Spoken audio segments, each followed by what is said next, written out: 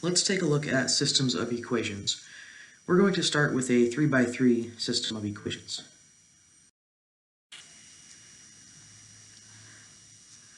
In this system, equation 1 is 2x plus y plus z equals 4. Equation 2 is negative 3x plus 2y minus 2z equals negative 10.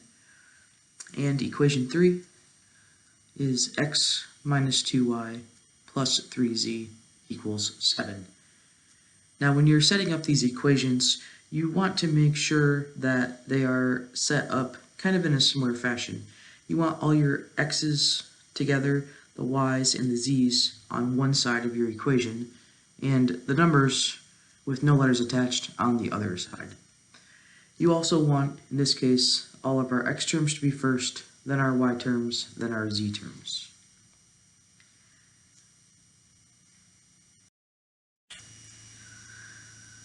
Let's talk about our approach to this problem, keeping in mind a couple of our goals. We are starting with a 3x3 system of equations. That means we have 3 equations and we see 3 variables. The variables in this case would be the x, the y, and the z. We want to take these equations and we want to reduce it down to a 2x2 system of equations, meaning we want 2 equations in 2 variables. Now keep in mind, we want the same 2 variables when we get to this step. From there, we're going to take it down to 1 equation with 1 variable so that we can solve for that variable. As we're doing this, we're going to be working with pairs of equations. Let me go ahead and number my equations. I numbered my equations 1, 2, and 3. You'll see that I have that numbered here in blue. It's going to help you to number your equations. That way you can keep track of your work going forward. Give yourself a lot of space. You'll probably want a whole sheet of paper for this, and let's get started.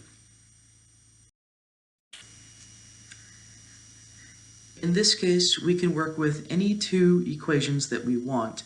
So it might be a good idea to take a look at the equations we have so that we can look for some strategies on how to start. You can do this with either substitution or elimination.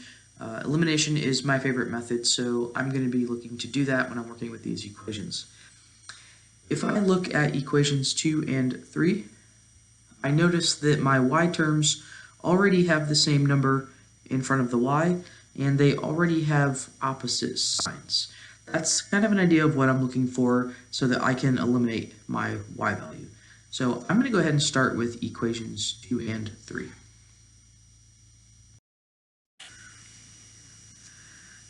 I'm going to make some notes to myself when I do this. I'm starting with equations 2 and 3, and my goal is going to be to eliminate the y's. All I did here was copy equations 2 and 3.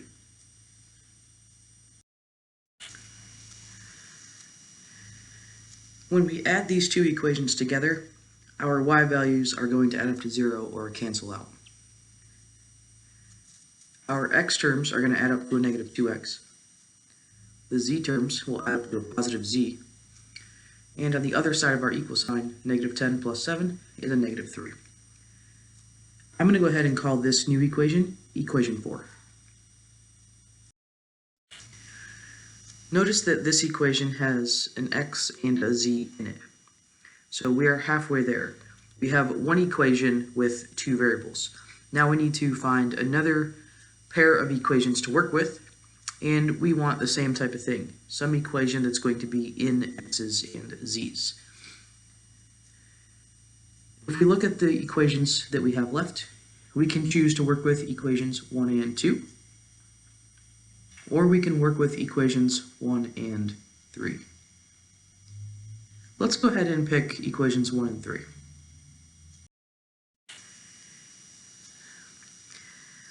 Here's equations 1 and 3. And keep in mind our goal is to eliminate the y's because we want to have another equation that has x and z in it, just like we did over here with equation 4. If I want to eliminate these y's, the good news is they already have opposite signs in front of them. The bad news is that this first equation does not have a 2 in front of the y. we're allowed to go ahead and multiply an equation by a number. So in order to get a positive 2 right there, we're going to go ahead and multiply this equation by positive 2. When we do that, we're going to get 4x plus 2y plus 2z equals 8. Keep in mind, when you're multiplying this equation by 2, you also have to multiply the thing on that right-hand side of the equal sign by 2 as well. We're going to go ahead and keep this equation the same.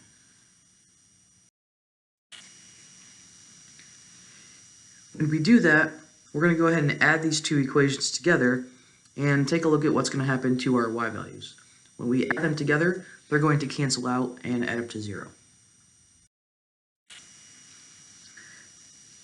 When I add the rest of the terms, I'm going to get 5x plus 5z equals 15.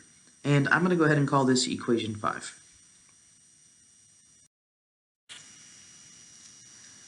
Notice now we are at this step. We have two equations, that's equation 4 and equation 5, and they both have two variables, and they are the same two variables. This equation has x's and z's in it, and so does this equation. Now we want to go ahead and work with those two equations, equation 4 and 5, so that we can reduce it down to one equation. Let's take a look at these two equations. We can choose which letter we want to eliminate. If I look at my x terms, they already have opposite signs, but I would have to get it so that they have the same number in front of that x value. If I look at my z terms, they do not have the same sign, or they do in this case. I need one of them to be a negative, one of them to be a positive, and I need them to have the same number in front of it. So let's go ahead and multiply our top equation by negative 5. When we do that, we're going to get 10x minus 5z equals 15. Let's go ahead and keep this equation the same.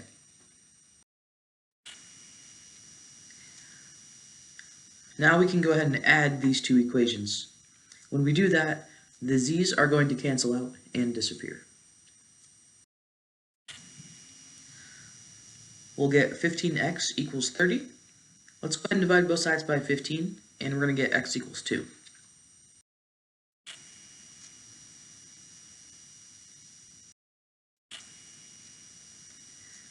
Now, we have one of our variables. We still have to go back and find our y value and our z value.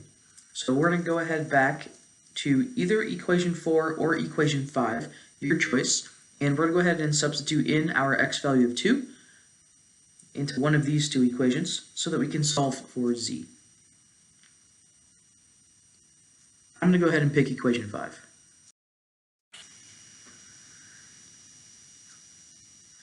When I'm working with equation 5, I'm going to go ahead and plug in my x value of 2, and now I can solve this for z.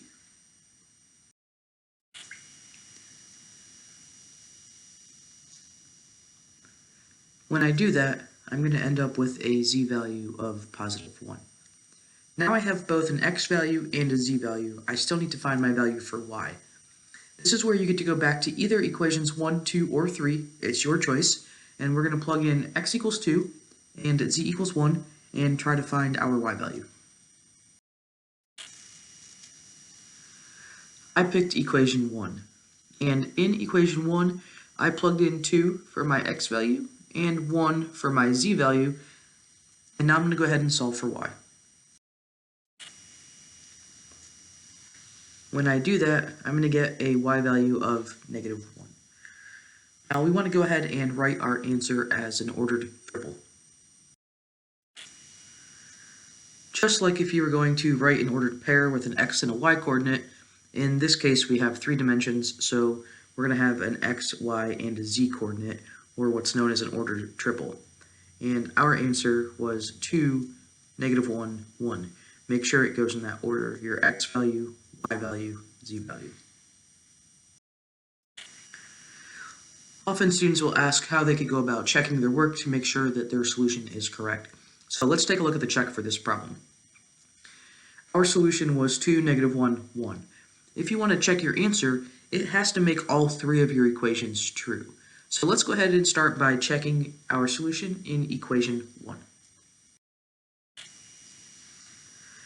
I plugged in each of my values, 2, -1, and 1, into my equation, and then I went ahead and simplified my left-hand side.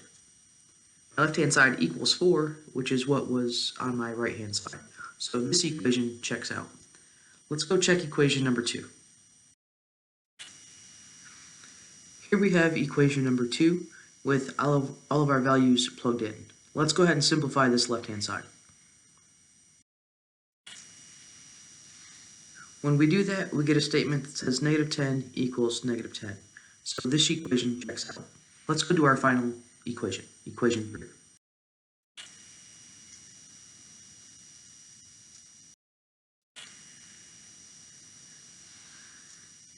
We get a positive 7 on our left-hand side and our right-hand side. So this equation checks as well. That confirms our original solution of 2, -1, 1 as our final answer.